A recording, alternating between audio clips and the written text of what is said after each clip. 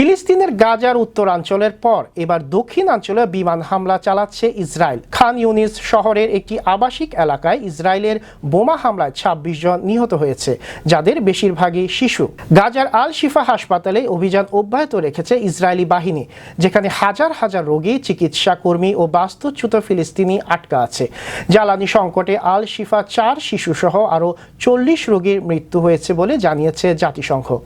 উপত্যকা জুড়ে পুরো স্বাস্থ্য ব্যবস্থা ভেঙে পড়েছে। এদিকে আমেরিকার চাপে পড়ে অবশেষে যুদ্ধ বিধ্বস্ত গাজায় প্রতিদিন ২ ট্রাক জ্বালানি প্রবেশের অনুমতি দিয়েছে ইসরায়েল।